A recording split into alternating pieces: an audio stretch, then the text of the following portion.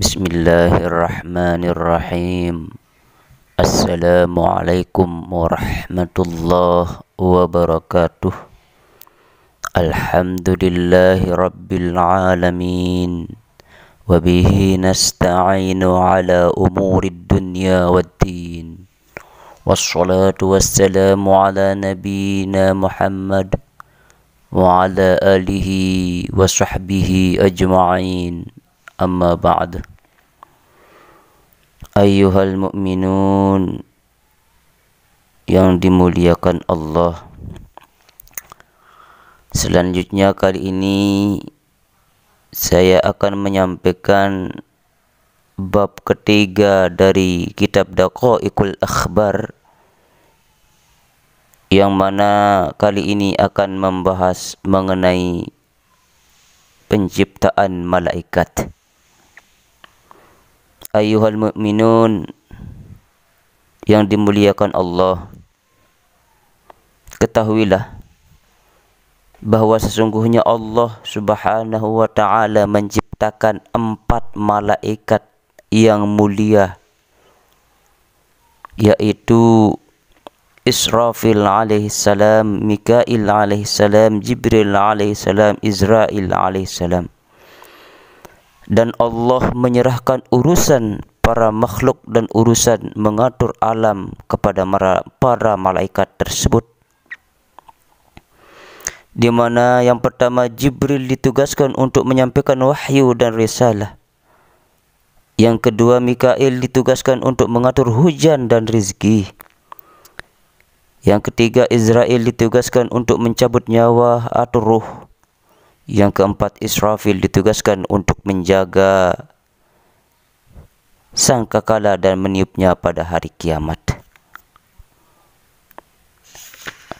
Dalam pembahasan kali ini disebutkan di dalam kitab ini bahwa yang pertama diciptakan adalah malaikat Israfil. Ibnu Abbas radhiyallahu anhu berkata, malaikat Israfil alaihissalam memohon kepada Allah agar diberi kekuatan untuk menyangga langit yang 7. Lalu Allah memberikan kekuatan tersebut. Selanjutnya malaikat Israfil memohon diberi kekuatan untuk membawa bumi yang 7. Lalu Allah memberinya kekuatan.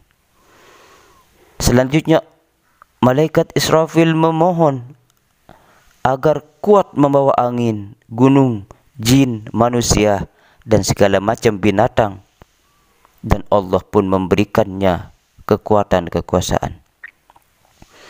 Mulai dari bawah telapak kaki hingga kepalanya, malaikat Israfil dipenuhi oleh rambut, dan beberapa lisannya ditutupi dengan hijab. Setiap lisan membaca tasbih kepada Allah dengan 1000 macam logat ataupun bahasa. Dan dari tubuh malaikat Israfil, Allah menciptakan beribu-ribu malaikat yang membaca tasbih sampai hari kiamat. Mereka dinamakan Al-Muqarrabun indallah, malaikat yang mendekatkan diri di sisi Allah. Hamalatul Arsy, malaikat yang membawa arsy. Dan Kiramul Katibin, malaikat yang mulia yang mencatat amal. Mereka semua dan serupa dengan malaikat Israfil. Artinya malaikat-malaikat itu memiliki rupa dan serupa dengan malaikat Israfil. Malaikat Israfil melihat neraka jahanam sehari semalam 3 kali sambil mengharap kepada Allah, sampai malaikat Israfil lemas seperti tali gendawa, sebab sangat keras tangisannya, sehingga seandainya Allah membendung air mata Israfil, maka bumi akan banjir. Air mata Israfil sebagaimana banjir pada masa Nabi Nuh alaihissalam. Dan Saking besarnya malaikat Israfil itu, seandainya semua air yang ada di lautan dan sungai ditumpahkan pada kepala malaikat Israfil, maka air tersebut tidak setetes pun akan jatuh ke tanah ataupun ke bawah, karena besarnya malaikat Israfil. Setelah itu yang kedua diciptakanlah malaikat Mikail alaihissalam. Adapun malaikat Mikail diciptakan oleh Allah Subhanahu wa taala sesudah malaikat Israfil terpaut 500 tahun. Dari kepala sampai ujung kaki malaikat Mikail dipenuhi rambut juga, yang diciptakan dari za'faran, dan sayapnya diciptakan dari zabarjat, sejenis jamrud, berwarna hijau. Pada setiap rambut terdapat beribu-ribu wajah, dan pada setiap wajah terdapat beribu-ribu mata.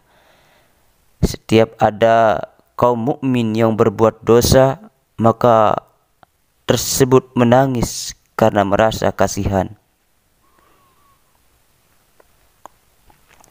Mata tersebut menangis karena merasa kasihan terhadap orang mukmin tersebut yang melakukan dosa.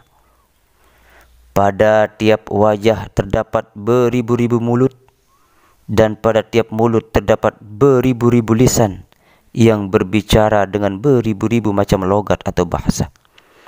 Dan setiap lisan memohon ampunan kepada Allah Subhanahu wa taala bagi orang mukmin dan orang yang berbuat dosa, dan meneteslah dari tiap mata 70.000 tetesan. Maka Allah jadikan dari tiap tetesan satu malaikat yang serupa dengan malaikat Mikail. Dan mereka bertasbih kepada Allah Subhanahu wa taala sampai datangnya hari kiamat. Mereka dinamakan karubiyun, yaitu pembantu malaikat Mikail, yang diberi wewenang atas hujan, tumbuh-tumbuhan, rezeki dan buah-buahan. Maka tidak akan ada lautan, buah dan pohon dan tumbuh-tumbuhan di atas bumi kecuali bila malaikat karubiyun menghendakinya. Yang ketiga yang diciptakan Allah adalah malaikat Jibril. Malaikat Jibril oleh Allah Subhanahu wa taala diciptakannya setelah malaikat Mikail terpaut berjarak 500 tahun. Malaikat Jibril alaihissalam mempunyai 600 sayap, dari kepala sayap sampai ujung kakinya. Dari kepala sampai ujung kaki malaikat Jibril itu dipenuhi rambut yang diciptakan dari za'faran. Matahari berada di antara kedua matanya, dan rambutnya bagaikan bulan dan bintang.